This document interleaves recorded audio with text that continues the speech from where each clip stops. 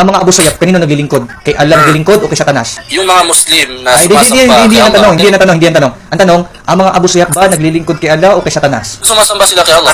Hindi yan tanong, naglilingkod ng tanong, ulitin ko.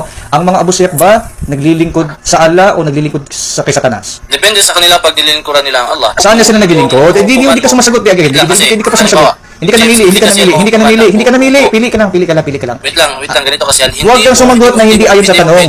Huwag kang sumagot na hindi ayon sa tanong.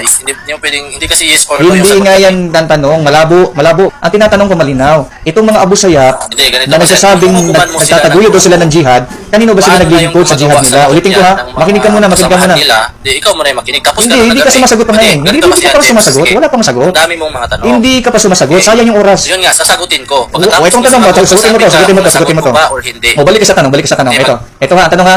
Ito mga Abu Sayyaf na nagtataguyod ng jihad, saan sila naglilingkod sa kanilang jihad? Kay Allah o kay Satanas? Okay, kung sasagutin ko ito, magkinig ka, sasagot ko. Dalawa na, pili ka muna. Matapos akong masagot. O, pili ka muna Dahil doon. mo akong matapos sumagot. O, pili ka muna nga doon sa dalawa, pili ka nga Hindi mo muna. ako sasagutin. Pili ka nga muna.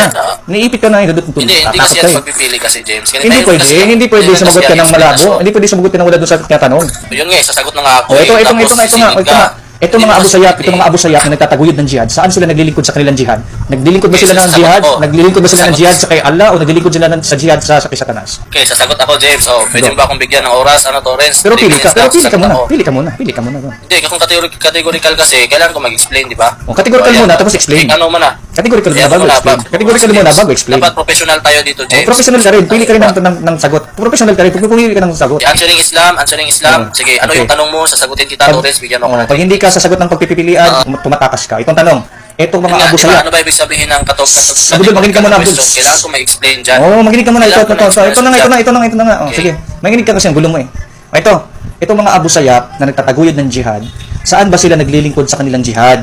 Naglilingkod ba sila sa kanilang jihad sa Allah ninyo? O naglilingkod sila sa kanilang jihad kay Satanas? Pili.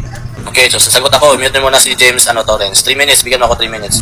Pili ha? Okay, kung buong grupo, James, yung hukuman natin,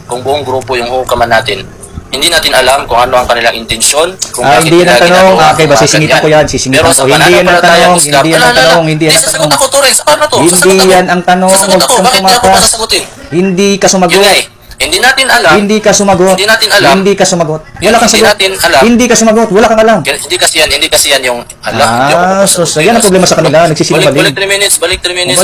Ulitin ko yung tanong. Sinungaling ka. Tumatakas ka kasi. Run away ka kasi. Hindi ako pinapasagot. Ay, tumatakbo ka kasi sa tanong. Duwag ka kasi. Sinungaling, duwag. Takbo ka na lang sa tanong. You are cook. Wala ka pala eh. Duwag ka pala eh.